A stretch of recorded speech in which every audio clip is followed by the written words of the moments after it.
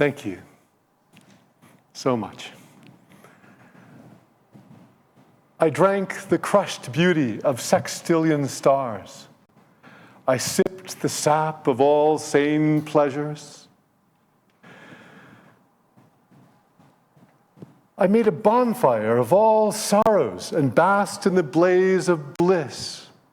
I quaffed the commingled love of all hearts, fatherly, motherly, and brotherly together. I squeezed the scriptures for a drop of peace. I pressed poems from the winepress of nature.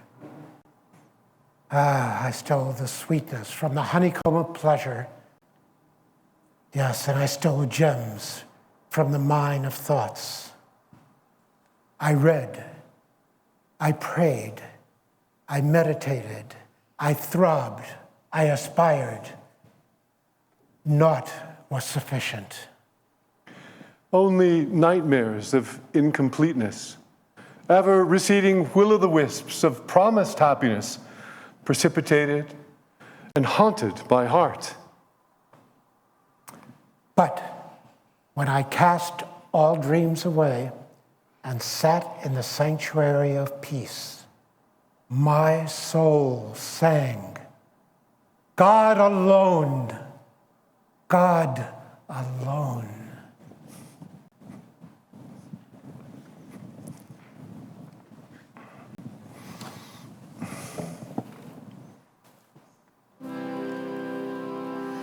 Let nothing disturb you, nothing affright you. All things will pass, but God changes not. Patient endurance leads you to victory. Once you have God, you'll want nothing more.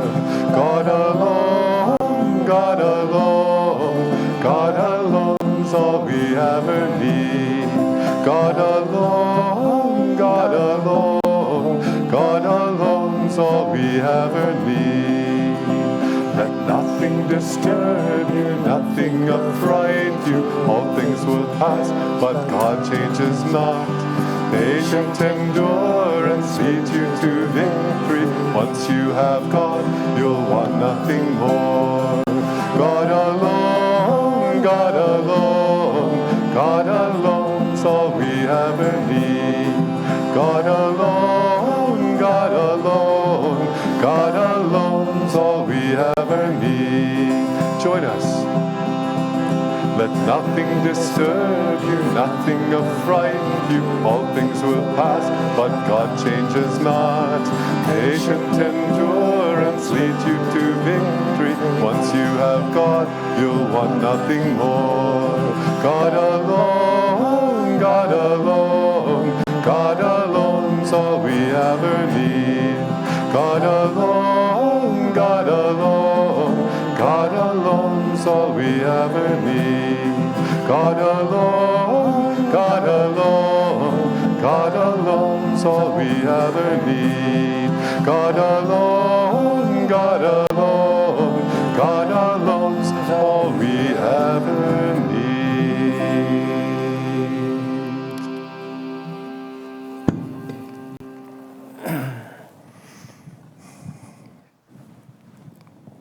Welcome. We are very, very happy that you are here. And we are very, very happy that we are here too. It was 3.5 years ago, perhaps, that we had the inspiration for this evening. And we were very excited about it. And then COVID came. And then after that, when COVID was over, there was a lot of planning and a lot of meetings and a lot of scheduling. And finally, here we are tonight. So we're just thrilled. It's an offering of love. These are poems that have touched us very deeply, that we would like to share. Many of them are master's poems, and many of them are poems of other great lovers and seers of God throughout the ages. So Yogananda was bursting with poetry, not just in his ordinary speech, but his prayers particularly. Almost each of his prayers was a poem in itself.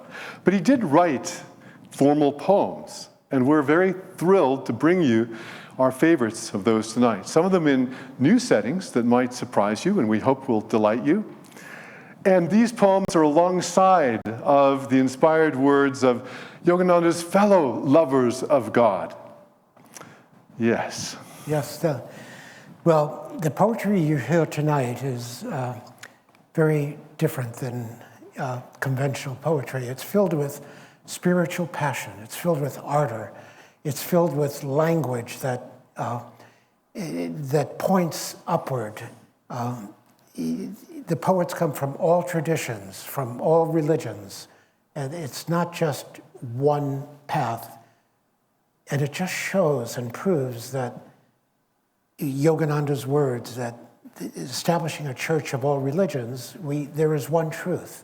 And the one truth is expressed in many different ways that you'll hear tonight. Yes, as Mahavir was saying, Yogananda had a great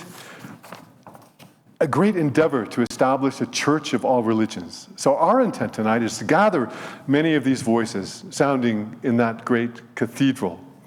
Each voice wanting to entice us, to attract us like bees, to coerce us, to seduce us into this great adventure of divine love. The mystics offer us directions, how to live our lives on a daily basis, and they do it in beautiful ways, as you'll discover tonight. One of the most famous poets is Rumi, and he's lived in the 13th century, and he said about loneliness, you don't need to feel loneliness. How can you feel lonely? You have an entire universe within you. And of course, we know what that universe is.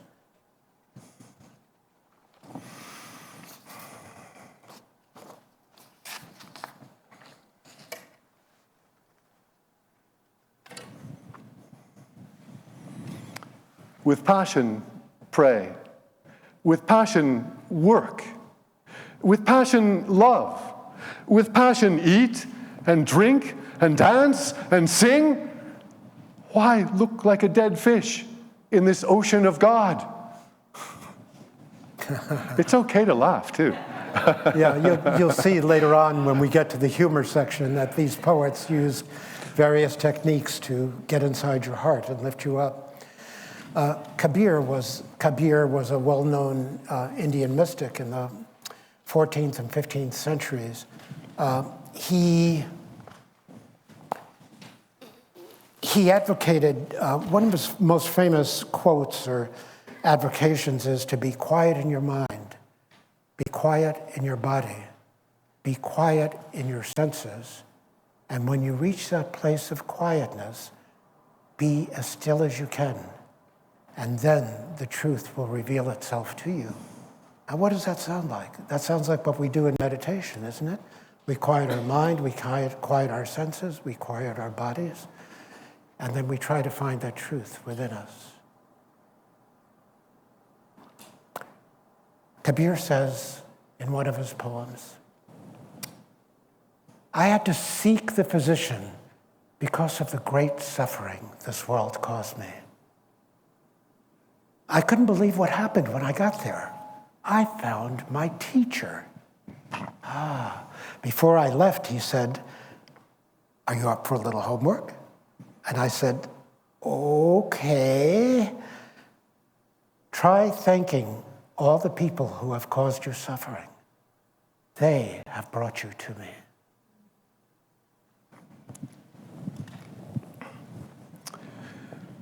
I've always loved this poem of Yogananda's called The Noble New. It's a short poem, but it's a powerful piece. And in it, you can feel Yogananda's pioneering spirit. You can also feel his Christ-like love for all people, even the least of these. He encourages us in this poem to break free of convention, of traditional values. He encourages us to love others as souls and to love others with a universal love. Sing songs that none have sung. Think thoughts that never in brain have rung. Walk in paths that none have trod. Weep tears as none have shed for God. Love all with love that none have felt, and brave the battle of life with strength unchained. Give peace to all whom none other gave. Claim him your own, who is everywhere disclaimed. And this poem has been put to music by Mahavir.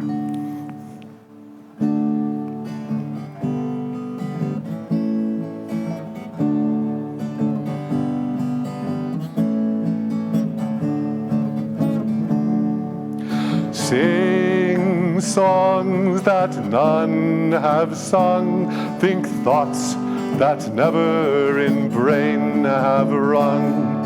Walk in paths that none have trod, weep tears as none have shed for God. Love all with love that none have felt, and brave life's battle with strength unchained. Give peace to all whom none other gave. Claim him your own, whose heir disclaimed. Love all with love that none have felt, and brave life's battle with strength unchained. Give peace to all whom none other gave. Claim him your own, whose heir disclaimed.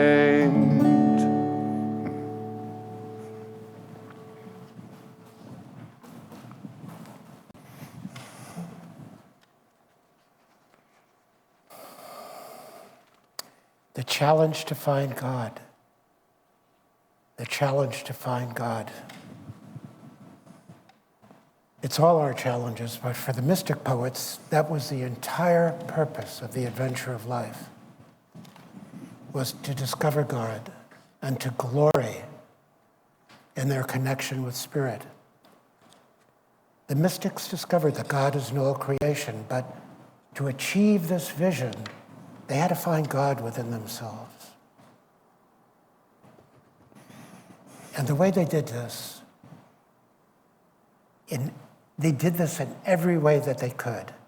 They prayed, they meditated, they chanted, they got on their knees and begged, God, God, come to me. God, God, come to me. Keep calling God, keep calling God. And they knew that if they kept calling sincerely, with all their hearts, that God would respond to them. The words to this song are written by Maitri, who lives up at Ananda village, and who, by the way, I went to high school with many, many years ago. And she wrote this song very early on, actually, when she was a young person. Sometimes I think that a single work can justify a whole incarnation. And if she'd done nothing else but write this song, it would have been enough. I better sing it awfully well now after that introduction. It's called Keep Calling Him.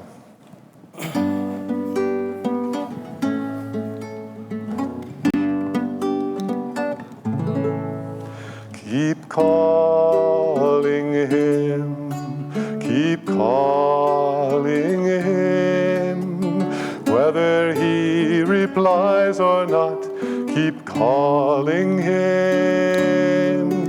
In the temple of unceasing prayer, believe that he's approaching there, and call to him.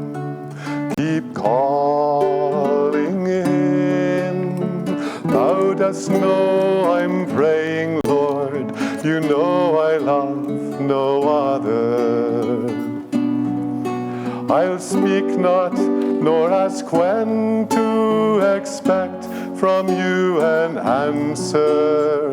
You know my heart. I'll call to thee again. Keep calling him, keep calling him, whether he replies or not, keep calling him. of silence with the waters of my tears. The altar of my soul will be empty till thou comest. I'll wait for thee, no matter days or years. Keep calling him, keep calling him, whether he replies or not, keep calling him. In the center of my heart I have a mystic throne for thee. The candles of my joys are dimly burning now in hope, awaiting thy coming. Though it be eternity, keep calling him, keep calling him, whether he replies or not, keep calling him. Even when there's no reply, never let your longing die, and call to him, keep calling him. Remain persistent, undepressed, through dark and seeming silence. If in the midst of life, disease, and death you play the dancer, yet keep calling him, you will receive his answer. Keep calling him, keep calling him, keep calling him.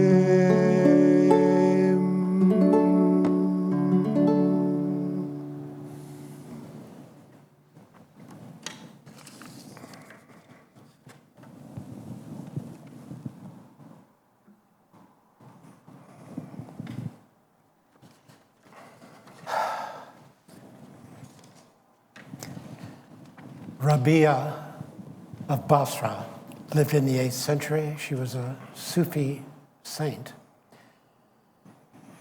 She advocated searching for God because that was the job that you were on earth to do. That was the sole purpose of existence. She said, don't seek God because you want to go to heaven. Don't seek that you want a reward, the reward of heaven, and don't seek God because you want to avoid the punishment of the other place, in the other direction. Seek God because that is your purpose. That's what we're here for.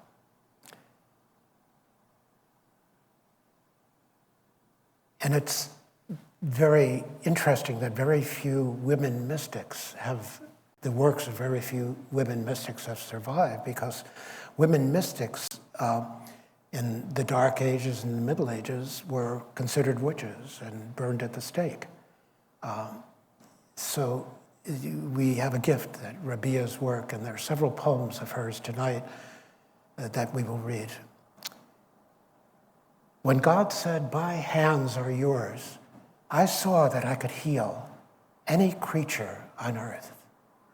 I saw that the divine beauty in each heart is the source of all time and space, the root of all time and space.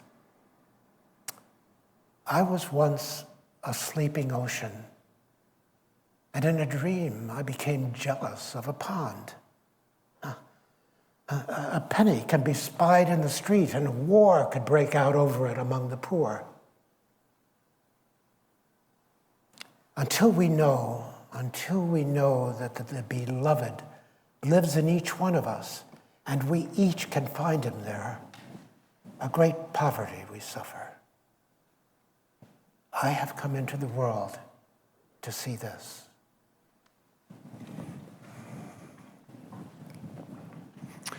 So this is the great problem, isn't it? That we are by nature vast, one with God, or so we're told. The essence of our soul is the same essence as that pervades the whole universe. But we have become identified with what's very small, and that causes us great suffering. So after a while, we get tired of suffering, and we begin to yearn, we begin to long, to break out, to experience the joy that instinctively we know should be ours, should be the very substance of life, and to reclaim our vastness once again. David Whyte, the contemporary Buddhist poet, frames this using the image of the salmon's return from the river to the sea.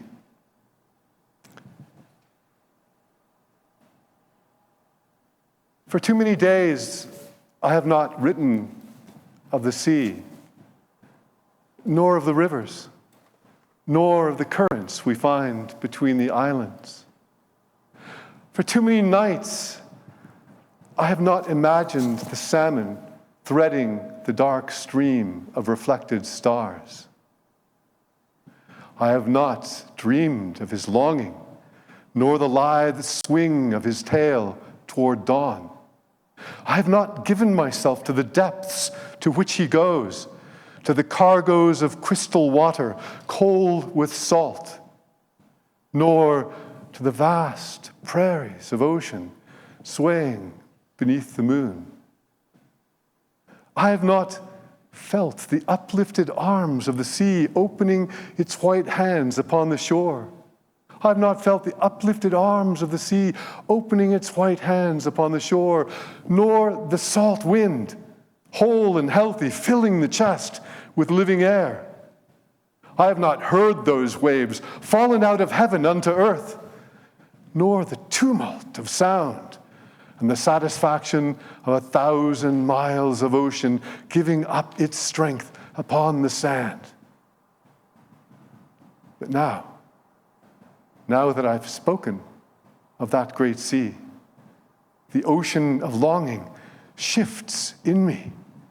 The blessed inner star of navigation moves in the dark sky above, and I am ready. I am ready, like the young salmon, to leave his river, blessed with hunger, for a great journey on the drawing tide. But now that I've spoken of this great sea, the ocean of longing moves in me.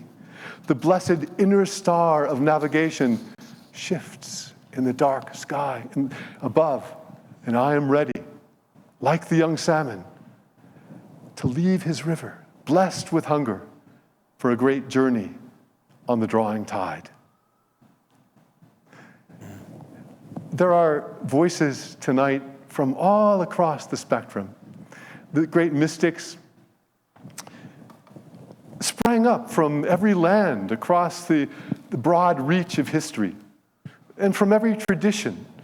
There are mystics that are Christian and Judaic, Jewish. There are mystics who are Sufis and Hindus, Buddhists and Taoists, indigenous, nature-based. So we want to give voice to many of those tonight. It's interesting that many of their voices sound very similar themes. And this is not too surprising, because these were lovers and seers of a God that transcends, of course, any particular doctrine or tradition. And it's also not surprising that the great mystics were poets, because what better language to express the inexpressible than a language which doesn't seek to define, but rather to embody, to convey alive the direct experience of spirit.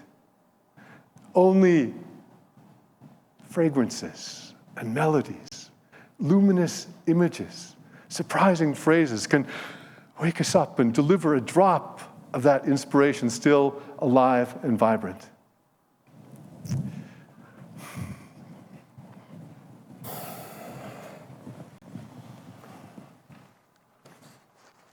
St. Thomas Aquinas was a Dominican friar in the 13th century.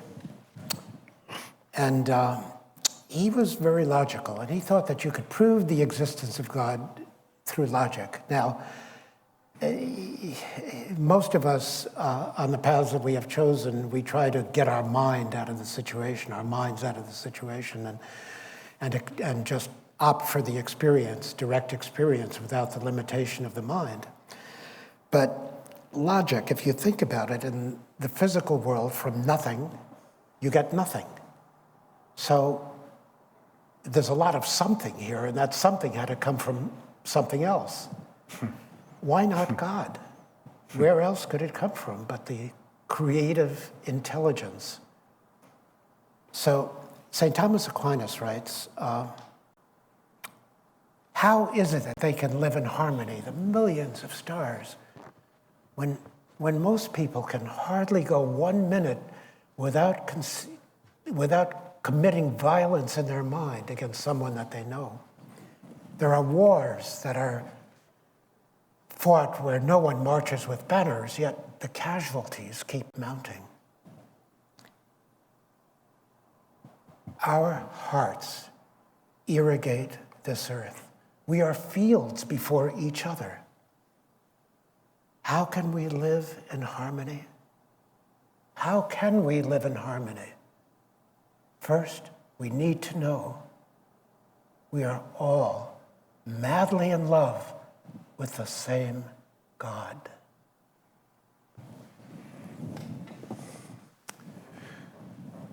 Kabir was a mystic who drew from both Hinduism and Islam. And when he died, the Hindus and the Muslims were fighting as to who should have the body. But when they opened the casket, they found nothing but a pile of flowers. And so they divided the flowers, and everyone was satisfied. Kabir wrote many powerful, powerful poems, and this is one of my favorites. First, we must know that we are all in love with the same God, Mahavir just recited to us. And this is Kabir's expression of the God that he was and is in love with. Inside this clay jug are canyons and pine mountains. And the maker of canyons and pine mountains, all 7 oceans are inside, and hundreds of millions of stars. The acid that tests gold is there, and the one who judges jewels, and the music from the strings no one touches. Inside this clay jug are canyons and pine mountains, and the maker of canyons and pine mountains, all 7 oceans are inside, and hundreds of millions of stars. The acid that tests gold is there, and the one who judges jewels, and the music from the strings no one touches. If you want the truth, I will tell you the truth, says Kabir. The God whom I love is inside. If you want the truth, I will tell you the truth. The God whom I love is inside.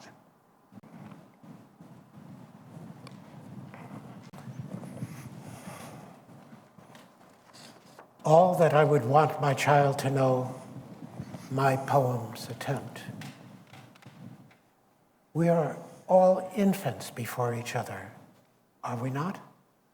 So vulnerable to each other's words, to each other's movements. A school I once sat in once cured me of hurting others. I have come to see that we are all seated at his table, and I am his servant. Sometimes God is too shy to speak in public, so he pinches me. And that's my cue to fill in the blanks of understanding for you.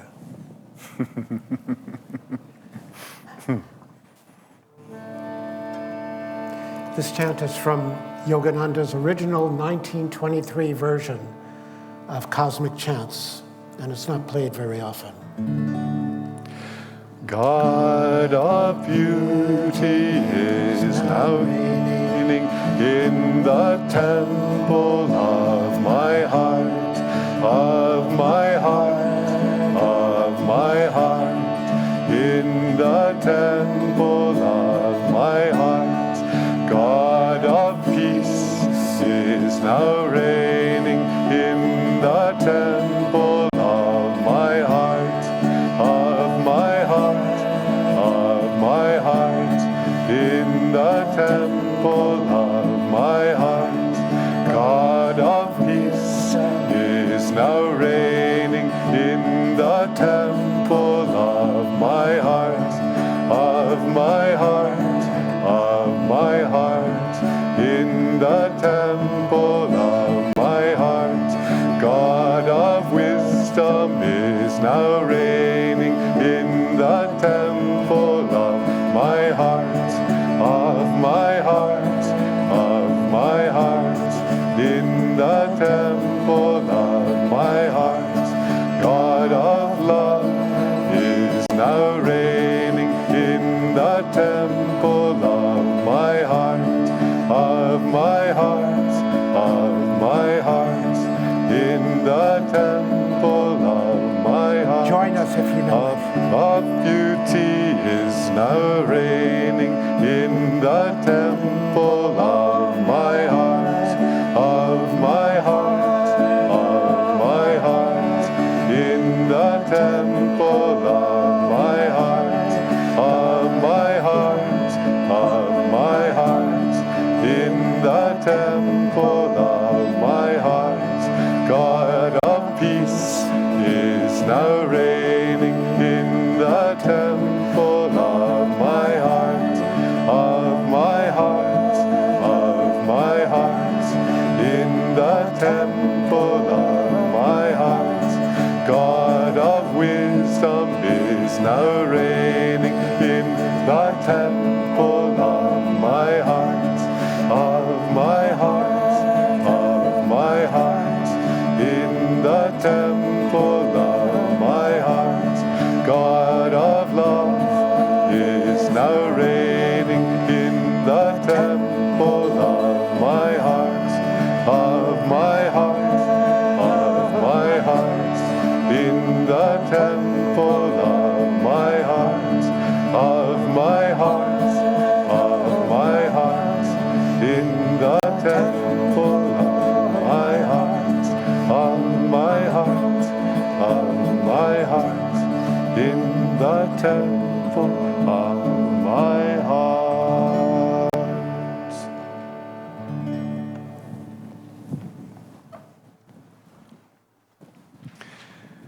Being caught up in spirit can be disorienting. Sometimes gloriously disorienting. Everything we thought was solid gets pulled out from underneath us.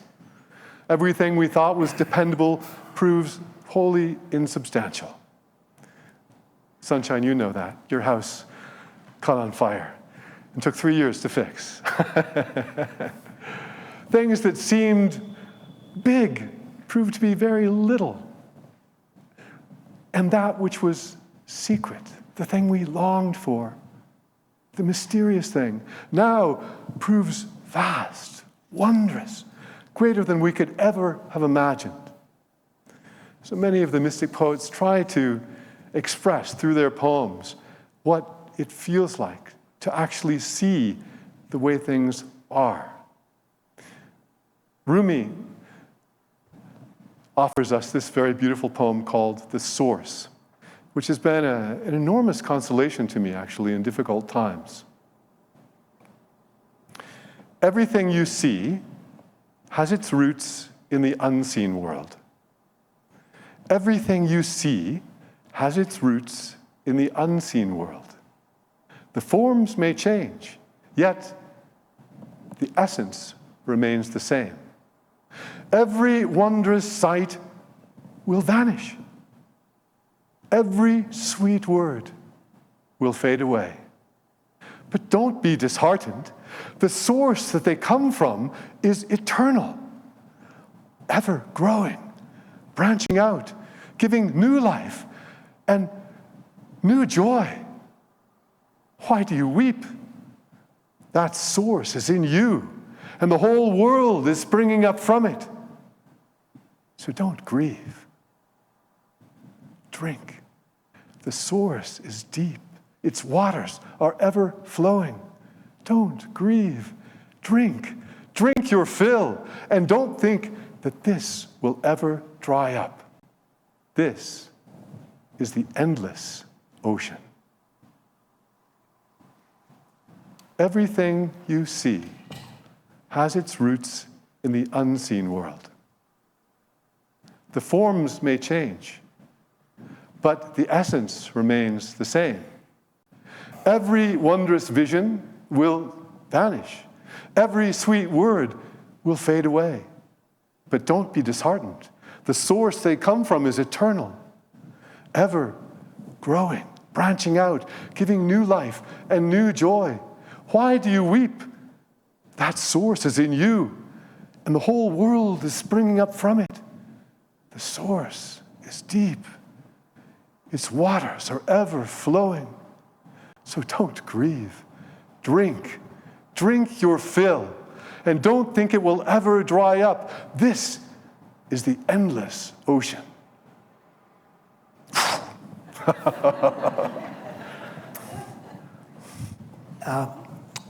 Meister Eckhart. How many of you have heard of Meister Eckhart? Okay, many people have. Yeah, he was a German mystic living in the 13th century. And he stressed that the way to find God is detachment from worldly affairs, and that was his path. He also said that perhaps his most famous quote is that all that God wants from man is a peaceful heart. A peaceful heart.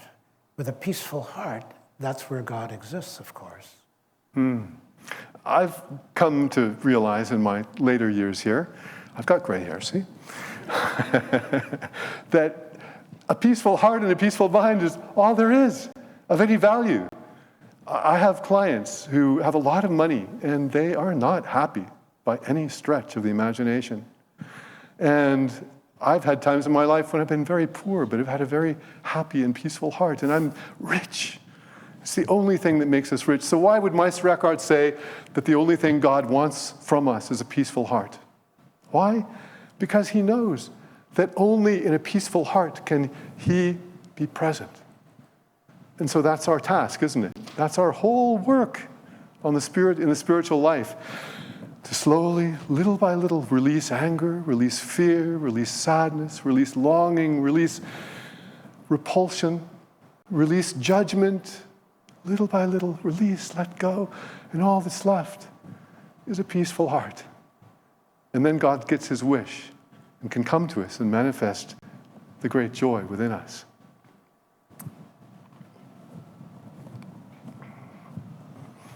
I could not bear to touch God when he came within my reach. But he wanted me to hold him. How God solved my blessed agony, who can tell? He turned my body into his. He turned my body into his.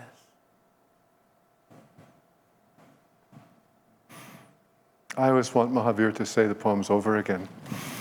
So I like his poems so much. You know, poems are by nature very condensed. There's a lot of meaning in very few words. So I think it's kind to an audience to repeat the words, repeat the whole poem, so you have another chance to really get it. This is one of my very favorite poems. It's by a poet named Lucille Muller. She's French-born, American poet and translator, whose family came to the United States from Germany in 1939. She was only 15 years old. And she writes this poem. It's called Monet Refuses the Operation.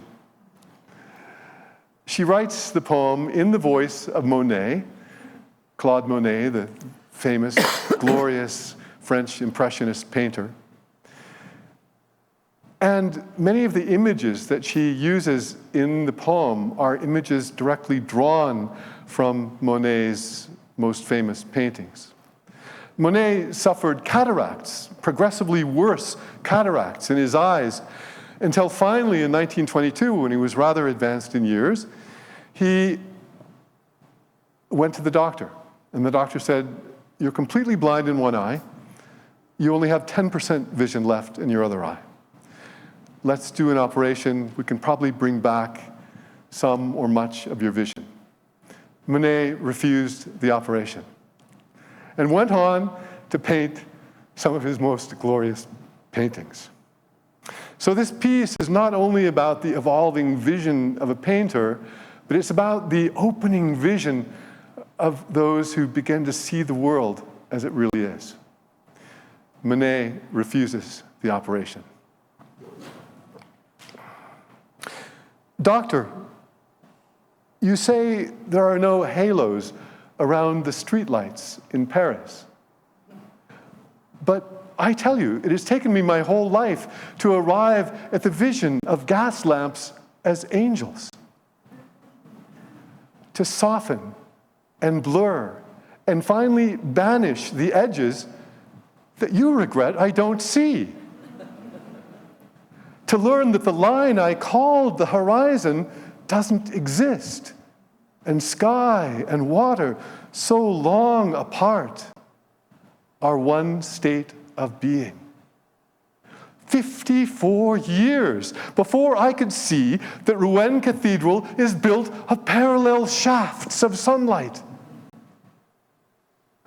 And now you want to restore my youthful errors.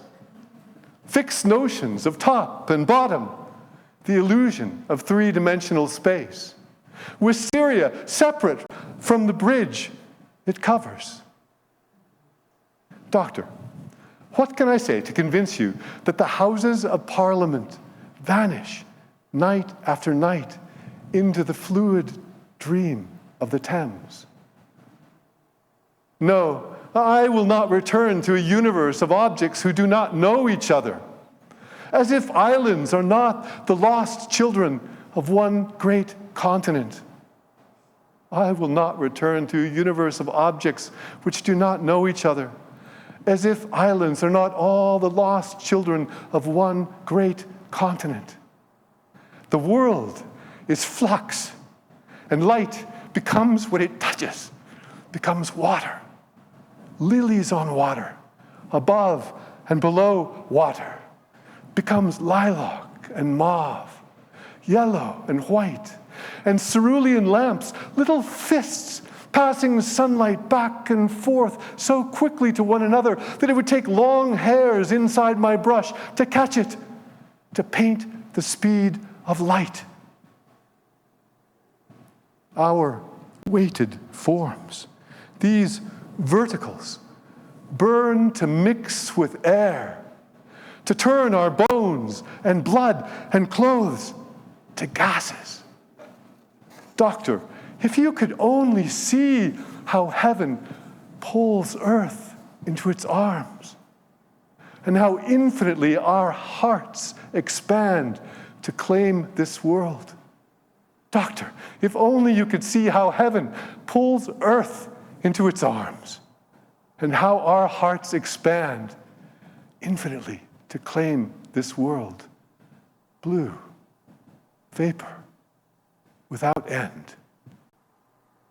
Monet refuses the operation.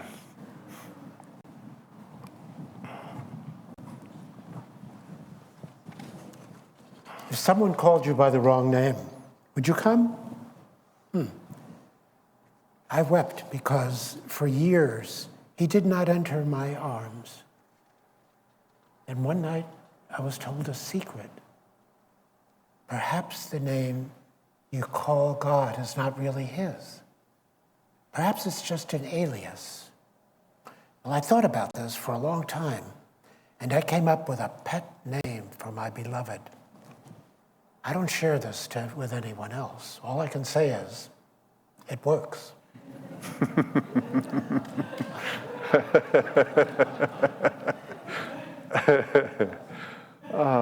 See what I mean? He has great poems.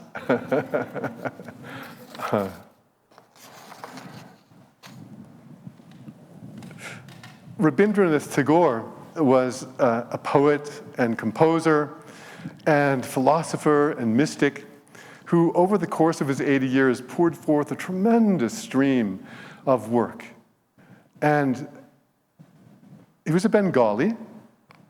He won in 1913 the Nobel Prize for Literature for his book Gitanjali, which was an unconventional, unorthodox book of devotional poems, which up until the time of the Nobel Prize had attracted nothing but criticism from the established Indian literary community.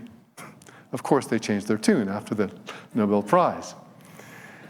Yogananda, who was also a Bengali, revered Tagore so much that he devoted an entire chapter to him in Autobiography of a Yogi, describing their meeting together. So this poem is called, what is this poem called? You have made me endless. What is it? You have made me endless. You have made me endless. And this poem, I think, is Tagore's attempt to express the experience of inspiration. Inspiration means to be filled with spirit, to have spirit move into you or spirit move through you. So he's, in this poem, trying to express what it feels like to have spirit move through him and create all of these wonderful expressions. But it's also, of course, an expression of the soul in communion with spirit, with God, which is available to all of us. You have made me endless. Such is your pleasure. This frail vessel you empty again and again, and fill it ever with fresh life.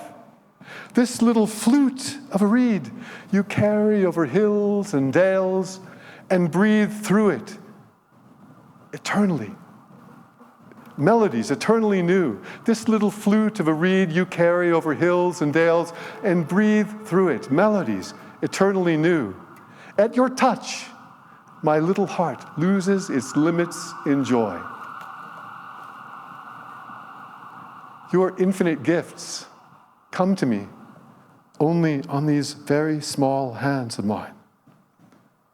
Ages pass, and still you fill, and still there is room to fill. You have made me endless. Such is your pleasure. This frail vessel you empty again and again, and fill it ever with fresh life. This little flute of a reed you carry over hills and dales and breathe through it melodies eternally new. At your touch, my little heart loses its limits in joy. Your infinite gifts come to me only on these very small hands of mine. Ages pass, and still you pour, and still there is room to fill.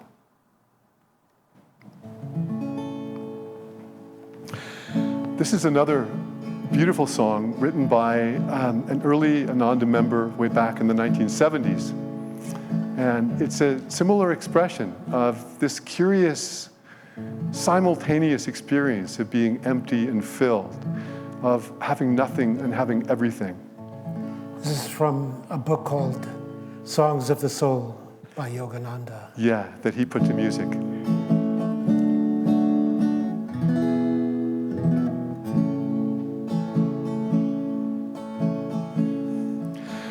I have nothing to offer thee, for all things are thine. I grieve not that I cannot give, for nothing is mine, nothing is mine. Here I lay at thy feet, O Lord, my limbs, my life, my thoughts and my speech, for they are thine, for they are thine.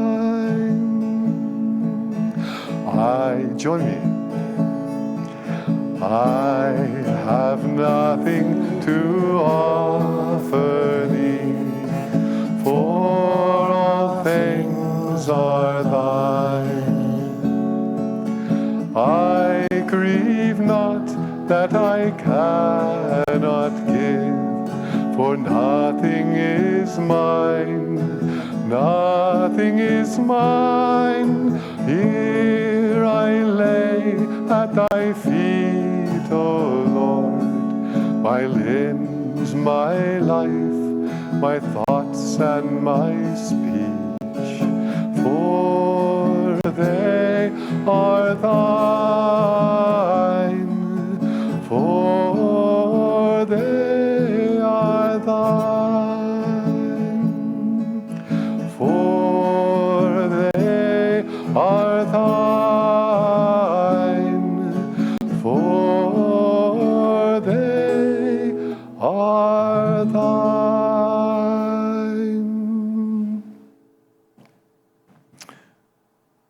I hope you in the live stream could hear the beautiful voices singing that along. This next section of poems is called Love and Human Passion. Why, you ask, is there a section on love and human passion in an evening of mystical poetry devoted to the divine search? Well, the verses of mystical poetry are filled with images of love and human passion. And that's probably because the mystics realized that the intensity of human love is the best metaphor to try to express some of the extraordinary intimacy and powerful interchange between the human soul and God. So these next poems are all about love and intimacy. This poem by Rumi, somehow I wound up with all the kissing and the lips poetry that we're going to do tonight. This is a poem by Rumi.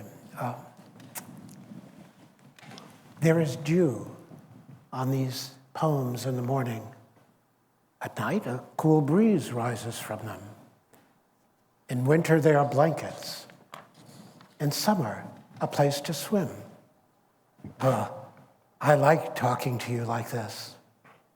Have you moved a step closer? Soon we may be kissing. And from Rumi,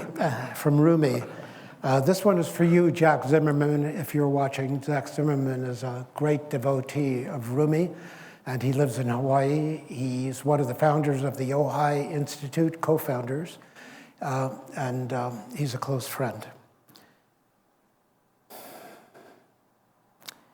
My lips got lost on the way to the kiss. That's how drunk I was. Yet, I connected with the most tender part of her. The moon conceived. What a wild-looking baby we're going to have.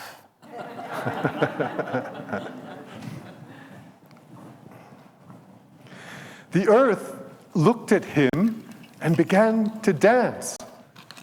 Mira knows why. Her soul is also in love.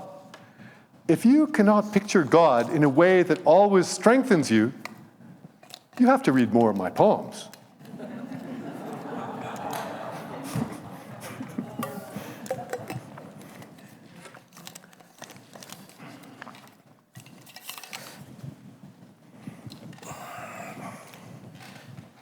There are so many positions of love, each curve on a branch. The thousand ways my eyes hold you, the infinite shapes each mind can draw, the spring orchestra of scents and sounds wafting on the air, the currents of light combusting like passionate lips. The revolution of the universe's skirt, whose folds hold countless worlds, are every sigh that falls against his inconceivably close, omnipresent, divine breast. This next group of poems we call A Journey with Hafez. Hafez is one of the most beloved and revered of all of the ancient Persian mystical poets. And many of the lines in Hafez's poems are repeated regularly, even today, as proverbs, as sayings throughout Iran and the Middle East and around the world, I would imagine. Hafez is a rather iconoclastic fellow, and he challenges practically everything. I just love his poems. But he also has enormous sweetness, enormous depth, and enormous beauty in his poems, compassion. And he's known in his own country as the tongue of the invisible. I called through your door, yelling, "Hey, the mystics are gathering out in the street. Come on out." Leave me alone. I'm sick. I don't care if you're dead. Jesus is also out here, and he wants somebody to resurrect.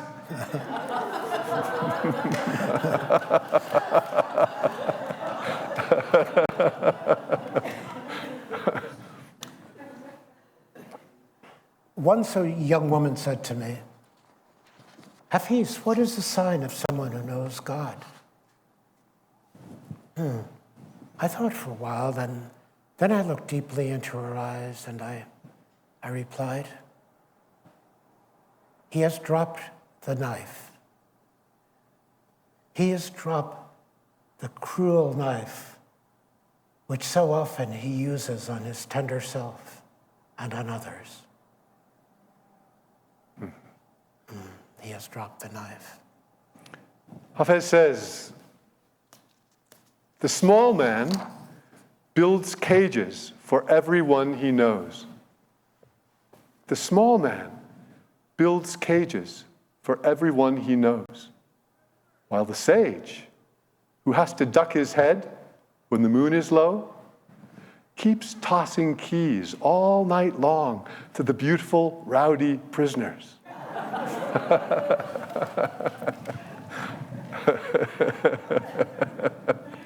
I am the hole in the flute that the Christ's breath moves through. Listen to his music. I am the hole in the flute that the Christ's breath moves through. Listen to his music. Know the true nature of your beloved. Know the true nature of your beloved. In his loving eyes, your every thought, word, and movement are always, always beautiful. Know the true nature of your beloved. In his loving eyes, your every thought, word, and movement are always, always beautiful. One regret that I am determined not to have when I am lying on my deathbed is that we did not kiss enough.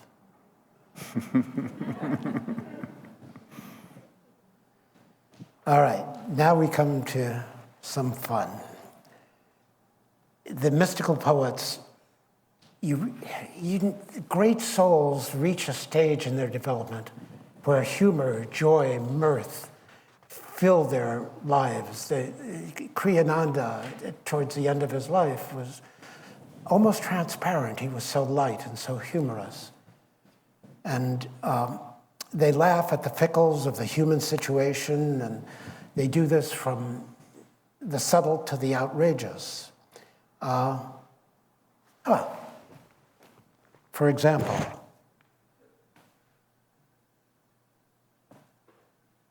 Your cue. Oh, thank you, sorry. I'm just inspired by all the poetry.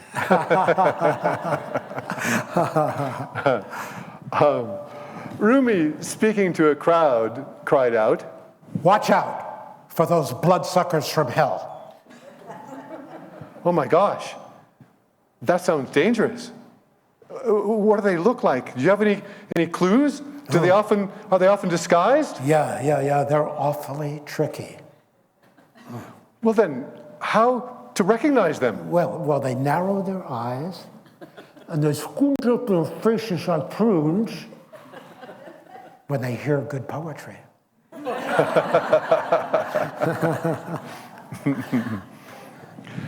From the ocean, I heard a million fish say, "Give me a drink, quick." I replied, "How can this be? How can a fish in the ocean be thirsty? This is the state of affairs that we have come to. Only Maya could pull off such a fast one and get away with it."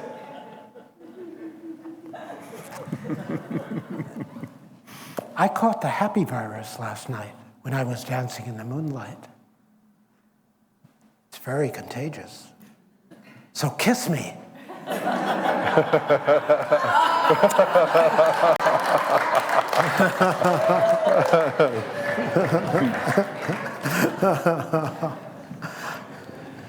The moon was perched like a golden hawk up at the top of the mango tree. I was just like the moon, in heat, crazed, and hunting. So I climbed up there and sat beside the wild old gal, thinking, surely 2 drunk beauties like us can surely snag Krishna with our eyes. The moon was perched like a golden hawk atop the mango tree. I was just like the moon, in heat, crazed, and hunting. So I climbed up there and sat beside the wild old gal, thinking, surely 2 drunk beauties like us can snag Krishna with our eyes. Now, you understand why sometimes the saints were mistaken for madmen, or mad women in this case. If he let go of my hand, I would weep so loudly, I would petition with all my might, and I would cause so much trouble that I bet God would never, ever do that again. Okay. Tukaram was an 18th century Hindu saint. He was greatly influenced by Kabir, and he wrote poetry and many songs as well. It's Tukaram. I could not lie anymore, so I started to call my dog God.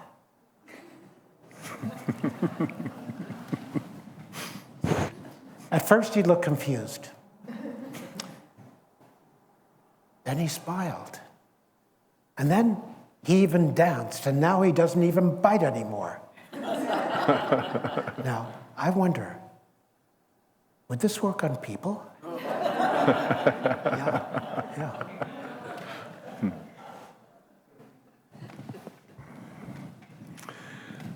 Adyashanti is a contemporary American Buddhist teacher who lives right here in the Bay Area. And though he draws from Buddhist roots, he says, my teachings point to that which is beyond any doctrine or belief system. We're still in the humor section of the poetry offerings. And I find this poem wonderfully humorous and also very serious at the same time. It's called Time to Cash in Your Chips, or Enlightenment is a Gamble. Time to cash in your chips. Time to put your ideas and beliefs on the table. Time to see who has the bigger hand, you or the mystery that pervades you. Time to scrape the mind's crap off your shoes. Untie the laces that hold your prison together and dangle your toes into emptiness. Once you have delivered all that you have, that you've bet all you have, once all your currency is gone and your pockets are full of air, all you have left to gamble with is yourself. So, climb up onto the velvet top of that highest stakes table. Place yourself as the bet. Look God in the eyes, and then, for once in your life, lose.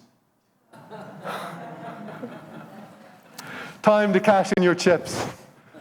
Time to put all your ideas and beliefs on the table. And see who has the bigger hand, you or the mystery that pervades you. Time to scrape the mind's crap off your shoes. Undo the laces that hold your prison together and dangle your toes into emptiness. Once you have bet everything you have, once all your currency is gone and your pockets are full of air, all you have left to gamble with is yourself. So go ahead, climb up onto the velvet top of that highest stakes table. Look God in the eyes. Place yourself as the bet. And then, for once in your life, lose.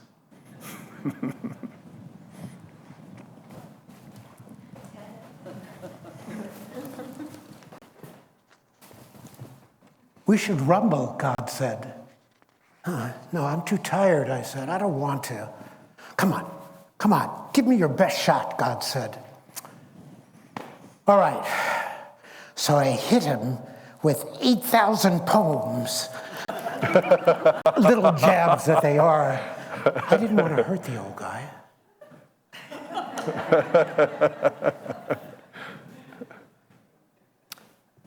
Skip this next one. Yeah? Okay.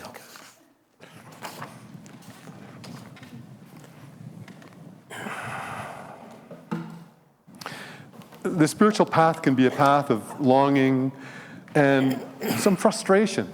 Yogananda expresses this in this rather whimsical poem, which Mahavir has put to music and will sing after I recite it.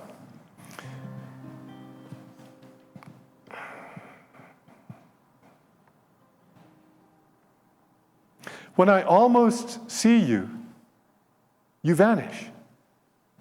When you are almost contained within me, I find you gone. When I have almost seized you, you escape. How long this hide and seek and play? I am weary with the toil of the day. But perhaps I can brook this evasion thine, if it's only for a tiny flash of time, if in the end I see more clearly your face with double joy, and heart more free, and heart more free.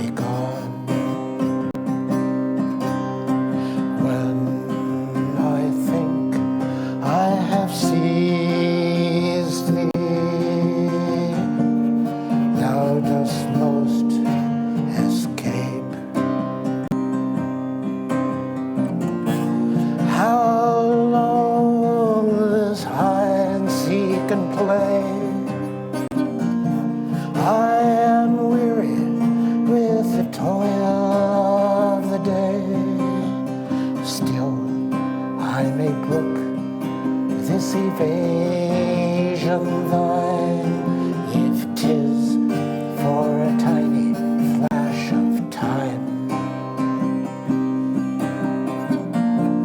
that in the end I may see thy face with double joy, and mind more free, and mind more free.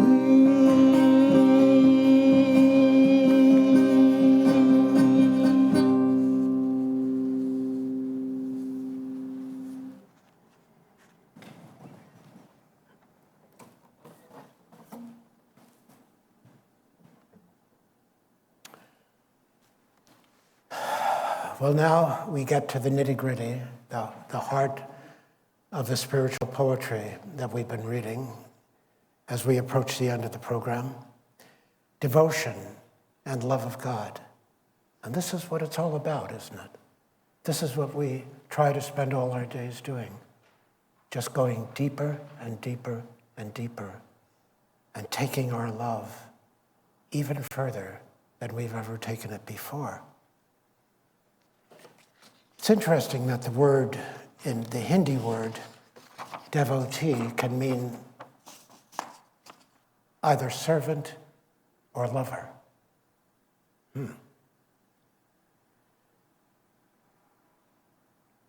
Paper would turn to flame if I touched it in an ecstatic mood. And ink dries if it comes within 100 feet of someone who will not let God leave their arms. So why trouble a pen to labor? I've got naked angels camping on my floors, ready to imprint anything I say upon the sky. Having mentioned the fate of paper when I am in love, and I'm always in love, I wonder what would happen if a son like me ever appeared dressed. Sounds like an interesting mystery that can help the board pass some time.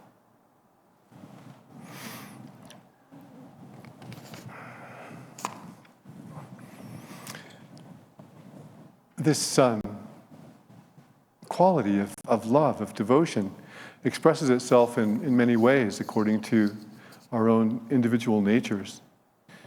Mary Oliver was a very beloved contemporary American poet who just passed away a few years ago in her 80s. And for all of the 8 decades of her life, a constant stream of poems came out of her. And these poems are a testament to a soul who was utterly in love, absolutely drunk with the beauty of the mystery coming through the forms of nature. This poem is called Forgive Me. By the way, she won the Pulitzer Prize and the National Book Award. She was very humble. I saw her read one time, and she just stood up in the front, just a little lady with gray hair, and she read the poem, and then she turned the page and she read the next one. You would never guess the hugeness of this heart. This poem is called Forgive Me. Angels are wonderful, but they're so aloof. It's what I sense in the mud, in the roots of trees, in the well, or the barn, or the rock with its citron map of lichen that halts my feet and makes my eyes flare, feeling the presence of some spirit, some small God who abides there. If I were a perfect person, I would be bowing continually. I am not, though I pause wherever I feel this holiness. which is why I'm so often late coming back from wherever I went. Forgive me. Would you like to hear that one again? Angels are wonderful, but they're so, well, I want to say first, Mary Oliver she sees God in the immanent, in the manifested forms, and so very down to earth. So she considered herself Christian, so she's talking, angels are wonderful, but what she really loves. Angels are wonderful, but they're so, aloof. It's what I sense in the mud, in the roots of trees, or in the well, or the barn, or the rock with its citron map of lichen that halts my feet and makes my eyes flare, sensing, feeling the presence of some spirit, some small God who abides there. If I were a perfect person, I would be bowing continuously. I am not, though I do pause wherever I feel this holiness, which is why I'm so often late coming back from wherever I went. Forgive me. Yogananda loved the immanent as well.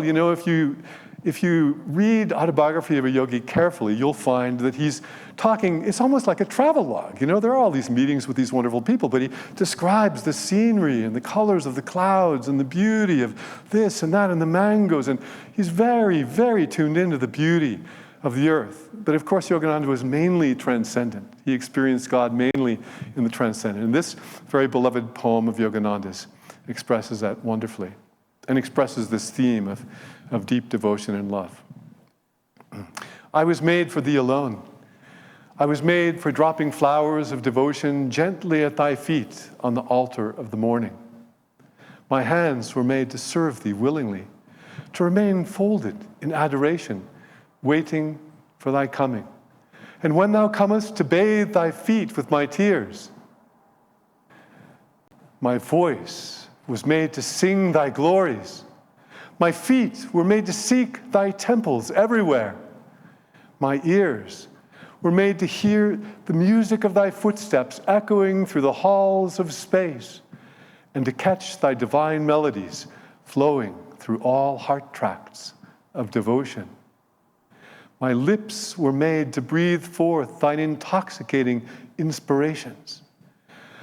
My love was made to cast incandescent searchlight flames to find thee hidden in the forest of my desires.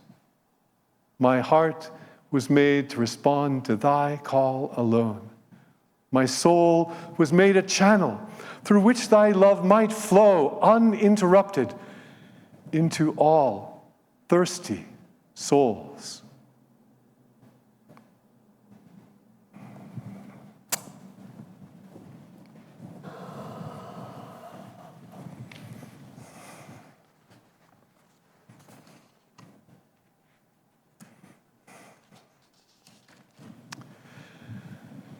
After the prison petals of earth life fade, and the soul scent slips into the mighty cosmic wind of spirit, after the petals of earth life fade, and the soul scent slips into the cosmic mighty wind of spirit, no more would I love a flower cage life, unless to mingle the dew-dropped tears of other prisoned souls with mine, and show them the way that I, at last, my freedom won. Oh, I would not mind dwelling in roses and daffodils for a time, if it is of my own free will. But forever to stay behind bars of beauty, of violet sun-gold rays, I care not. No more will I be content to live in a golden heavenly cage. From flower to flower, I will fly. I will wear the blackness of the night, shimmering with busy stars. I will be the twinkle of their lights, and I will burst forth with the sun and the warming rays of friendship. I will be the shepherd of stray souls, or the humblest lamb in his fold.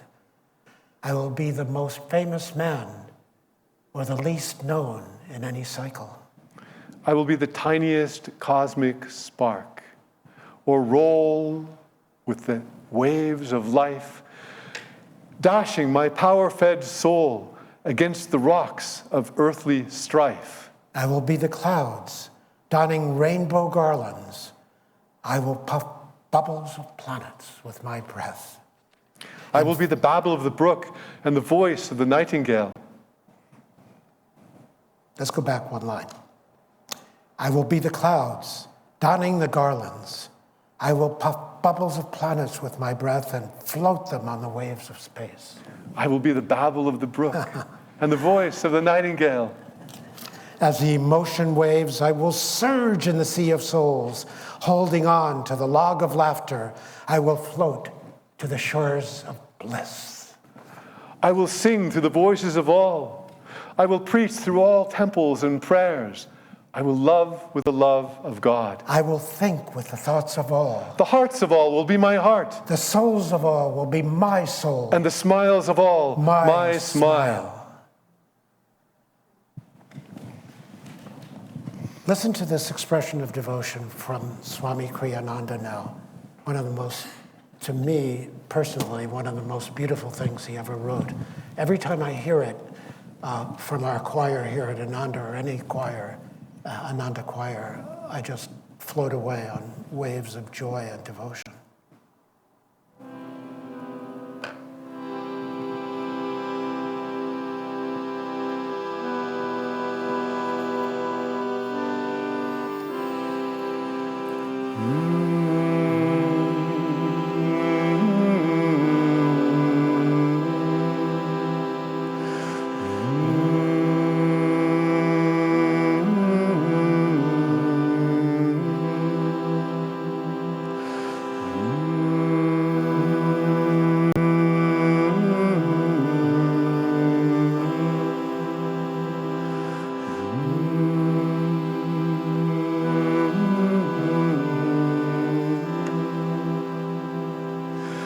I was caught up in ecstasy.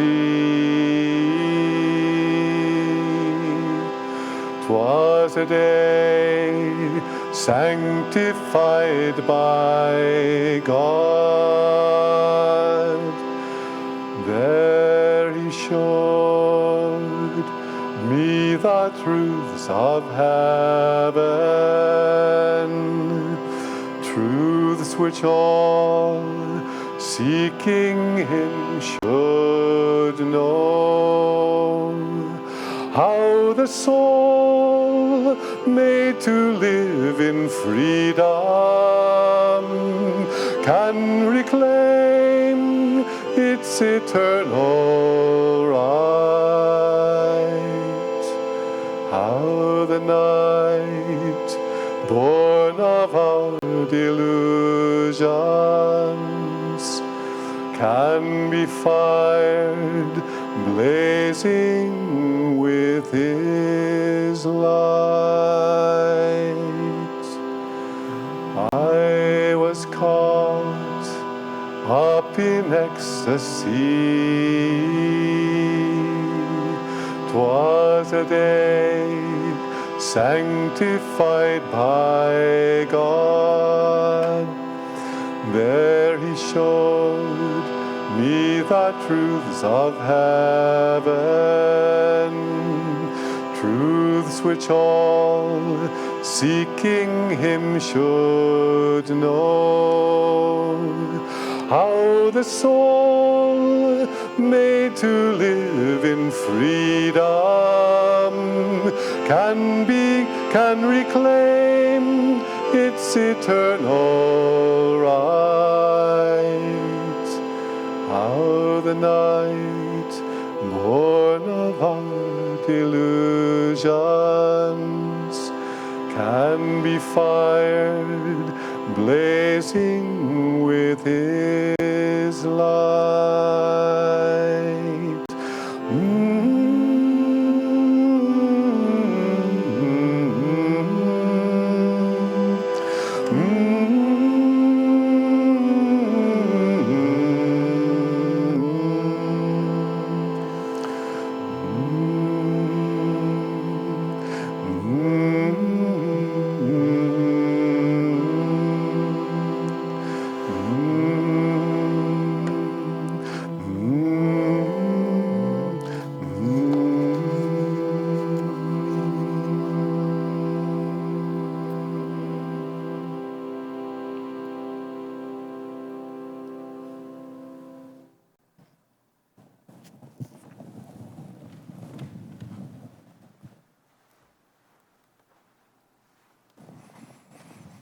We have one more poem for the evening.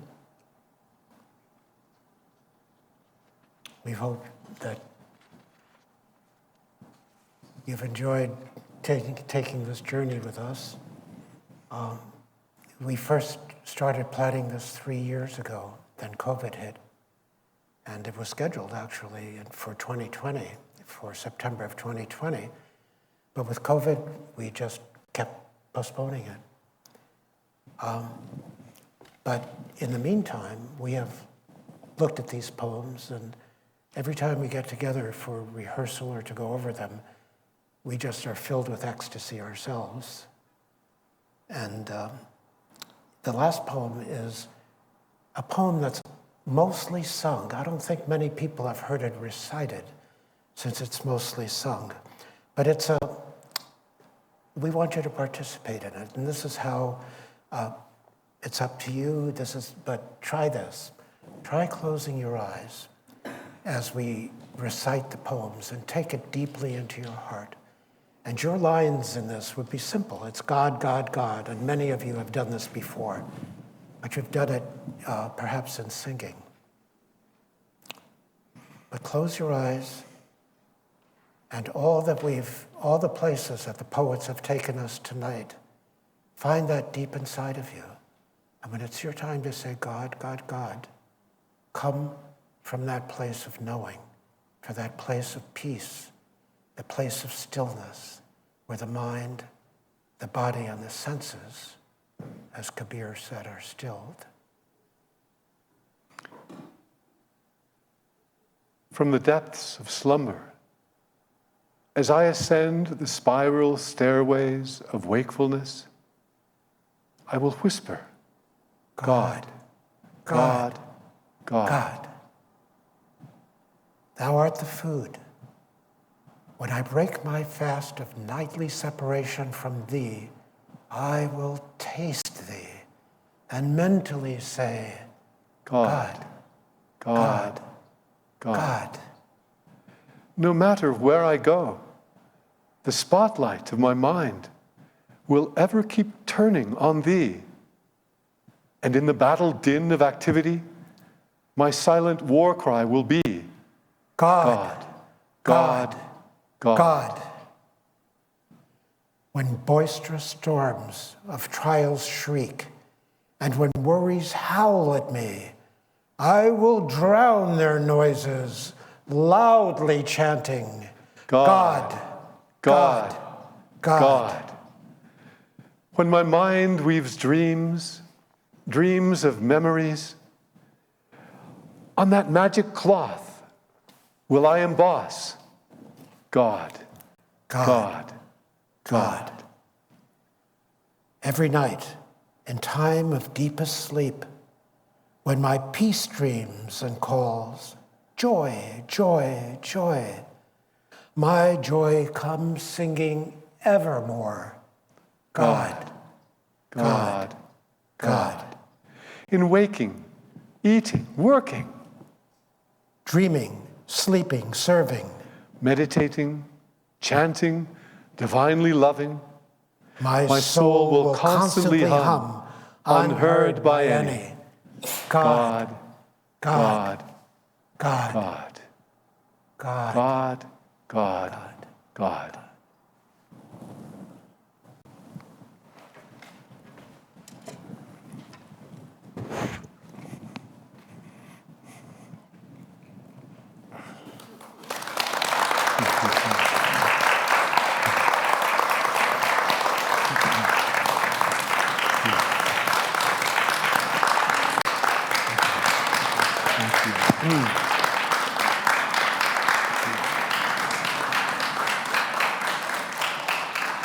Thank you so much for coming. Thank you so much for coming. We hope to do this in other places, but you guys were the guinea pigs. and as the time approached, and nobody was here, and nobody was here, and nobody was here, and then you all started coming, and not only just people, but like beloveds, my dearest, most wonderful heart friends, and I just am so grateful. We're so grateful, and it's been a joy to work together. Mahavir created the choreography, if you will, the arrangement of all of the poems together in the different sections, and I fought and battled for poems that I wanted, and It wasn't so hard. most of them, yeah. But thank you again. Really a joy to have you. Thank you. Good night. Good night.